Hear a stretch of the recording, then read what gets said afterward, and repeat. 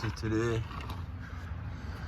gonna be doing a diff service on the front axle of a Dodge Ram 2500.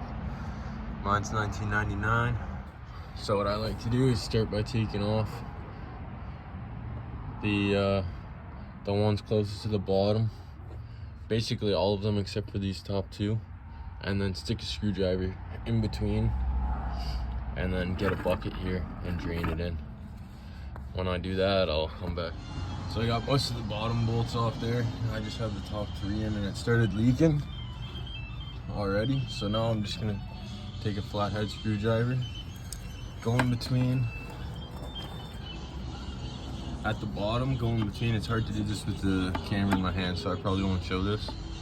But go in between the differential cover and the actual differential plate itself, and then spread it apart, and then let all of it drain.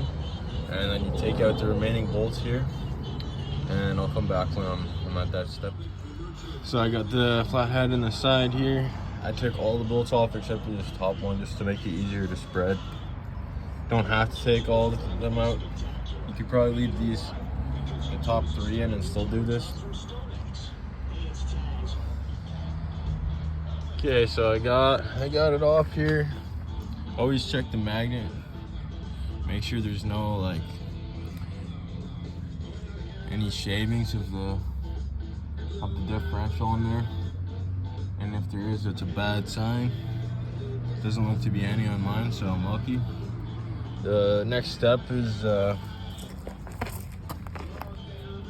getting rid of all this gasket here. Usually using an X-Acto blade or something like that to do this. And then a light sand. Clean out the whole inside of the diff plate. And then do the same on the face here.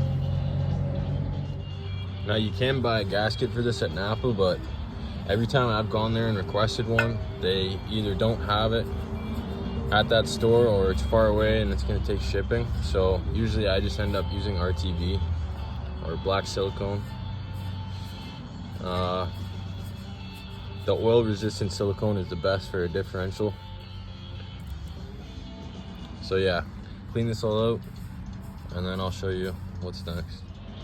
If you got brake clean, some guys like to do this, some guys don't. You can spray out the whole inside just to ensure that all the dirty differential oil does get out of the splines and teeth in there, and that ensures the new oil is not going to be mixing with the old oil. Now for gaskets, I suggest getting one of these rubber, not really sure what it's called, but a rubber wheel like this.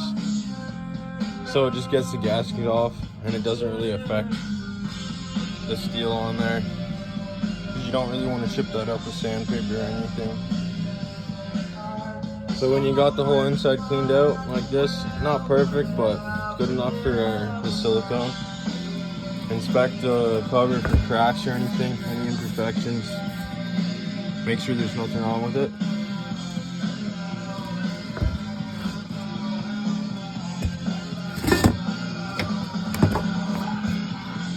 And if your differential kind of looks ugly like this one, right now would be a good time to maybe throw a coat of paint on it. So I'm going to sand this down and then throw a coat of paint on it.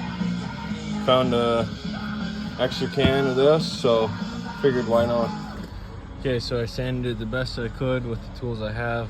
Some pitting left in there. I don't really care that much. It's only a differential cover. Put a couple layers of paint on here, and then I'll show you how to put the gasket on and then bolt it back up. So I got a couple coats on here, just got to dry now. Much cheaper and easier than buying a brand new diff cover. So this is the gasket maker I got. Just gonna lay a bead all the way around here. Once I do that, I'll show you a picture of it. And then you put the cover back on. Simple as that. So when I use RTV or gasket maker, I like to really put a generous coat on, just to ensure you're not gonna have to take it off to redo it because of a leak. So I put quite a bit on there. And now line up the bolt holes with the plate and then start guiding in some bolts. So I start the first three in a triangle pattern like this. 1, 2, 3, just to make sure it's all seated, and then do the other ones, and then tighten up in a crisscross pattern. So that's what it looks like now. I'm not really sure for torque spec. I just snug them up really good.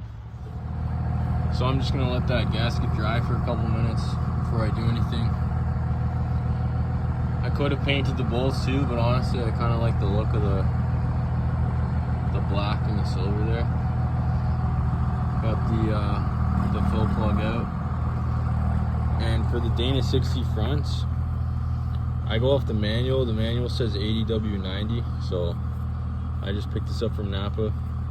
I don't really care about brands, it's all the same basically.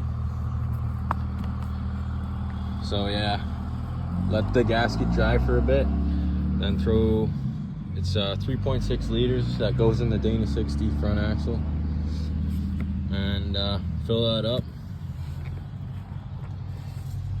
Another way to fill it is just until it starts pouring out of here, or if you stick your pinky in there in the hole and it's just riding below the fill hole, that's fine if you don't have like a measuring cup or whatever. And most gear oil comes with these things on the top, so you don't actually need a pump. You can just pour it in like this because there's a good angle there. And yeah, once you put this in, put the fill cap back on, and you're ready to go to the races.